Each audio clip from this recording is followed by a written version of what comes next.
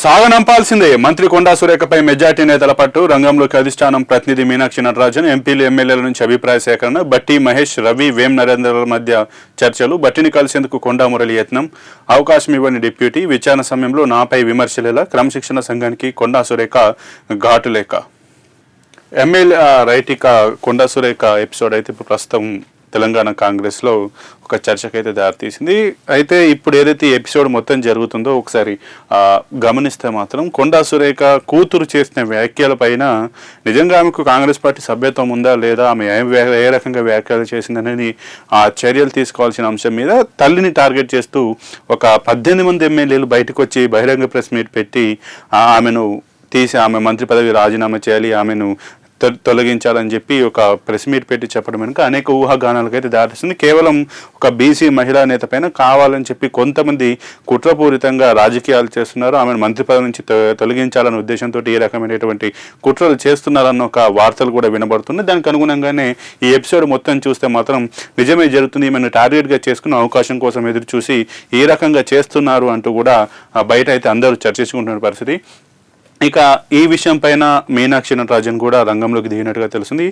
దీంతో పాటు ఆమె ఎంపీలు ఎమ్మెల్యే నుంచి అభిప్రాయ సేకరణ కూడా తీసుకున్నట్టుగానే తెలుస్తుంది. అలాగే బట్టి విక్రమార్క, అలాగే మహేష్ కుమార్ గౌడ్, అలాగే మల్లు రవి, అలాగే వేం నరేంద్రుల మధ్యలో కూడా చర్చలు అయితే జరిగినట్టుగానైతే తెలుస్తుంది. ఇక దీనిపైన కొండా సురేఖ కూడా మళ్ళీ ఘాటుగా స్పందించినట్టుగానే తెలుస్తుంది. క్రమశిక్షణ సంఘానికి మరొకసారి ఆమె లేఖ రాసినట్టుగా తెలుస్తుంది.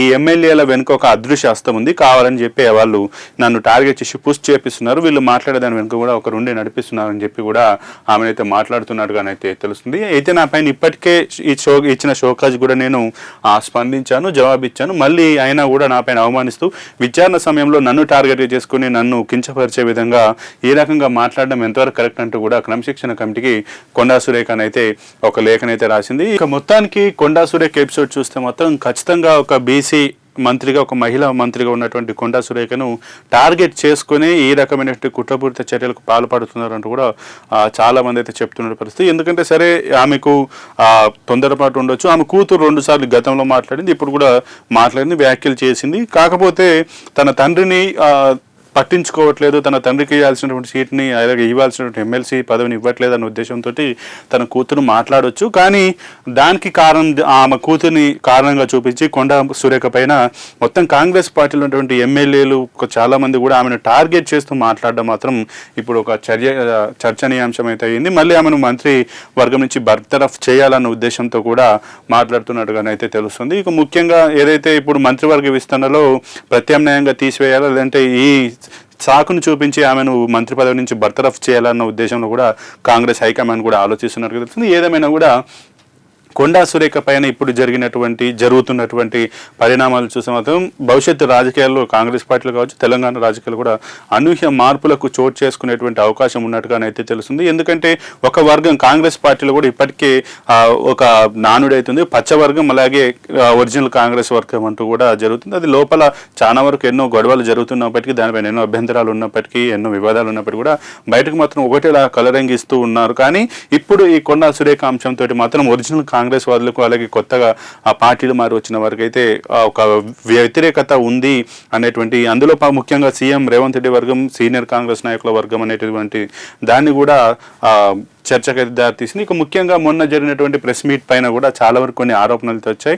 దాదాపు 43 మంది ఎమ్మెల్యేలకు రేవంత్ రెడ్డికి సంబంధించినటువంటి ఒక ముఖ్య అంచోడు ఫోన్ చేసి చెప్తే కేవలం 18 మంది మాత్రమే వచ్చి ప్రెస్ మీట్లో పాల్గొన్నారన్నటువంటి ఒక ఆరోపణలు కూడా, ఊహాగానాలు కూడా వచ్చాయి. మరి దాంట్లో వాస్తవం ఎంత ఉంది లేదనేది మాత్రం మనకు తెలియదు. కానీ కొండా సురేఖ ఎపిసోడ్ మాత్రం ప్రస్తుతం ఒక చర్చకైతే దారితీసినట్టుగా తెలుస్తుంది. సోనియా రాహుల్ నాకు దేవుళ్లతో సమానం, అధిష్టానానికి వ్యతిరేకంగా మాట్లాడలే, 1978 నుంచి కాంగ్రెస్లోనే ఉన్న, నోటీసు వెనుక తీసుకోండి చిన్నారెడ్డి, ఆమె రాజీనామా చేయాలి, కూతురి వ్యాఖ్యలతో సంబంధం లేదనడం సరికాదు మంత్రి అడ్లూరి వ్యాఖ్యలు. ఇక చిన్నారెడ్డి కూడా తనపైన ఇచ్చినటువంటి ఆ నోటీసును వెనక్కి తీసుకోవాలి అని చెప్పి ఆయన, నేను 78 నుంచి కాంగ్రెస్లోనే ఉన్నాను, నేను సోనియాను రాహుల్ గాంధీ అయినా వ్యతిరేకంగా అధిష్టానానికి వ్యతిరేకంగా ఏం మాట్లాడలేదని చెప్పి చెప్తున్న పరిస్థితి. హైదరాబాద్లో కేంబ్రిడ్జి విద్య తెలంగాణ కేంబ్రిడ్జ్ యూనివర్సిటీల మధ్య ప్రత్యేక సహకార వ్యవస్థ కేంబ్రిడ్జ్ యూనివర్సిటీ ప్రతినిధులతో ముఖ్యమంత్రి రేవంత్ రెడ్డి చర్చలు లైఫ్ సైన్సెస్ టెక్నాలజీ క్రీడా రంగాల్లో భాగస్వామ్యానికి లివర్పూల్ ఆసక్తి అక్టోబర్లో రాష్ట్రానికి రానున్న లివర్పూల్ సిటీ అభివృద్ధి విభాగ బృందం భాగ్యనగరంలో స్టడీస్ సెంటర్ ఏర్పాటుపై ఇంపీరియల్ ప్రతినిధుల హామీ. రైట్, హైదరాబాద్లో కూడా కేంబ్రిడ్జి విద్యను తీసుకొచ్చేటువంటి ప్రయత్నం చేస్తున్నట్టుగా అయితే తెలుస్తుంది.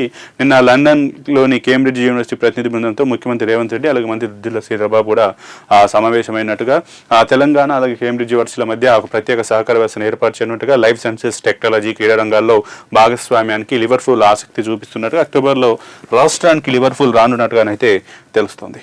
దశ లేని ఆ యువత పని పాట లేకుండా 8.7 కోట్ల మంది చదువు ఉద్యోగం లేదు, ఏ శిక్షణ పొందట్లేదు. దేశంలో పరిస్థితులపై నీతి ఆయోగ్ తాజా నివేదిక. యువతను నీట్గా అభివర్ణించిన నీతి ఆయోగ్.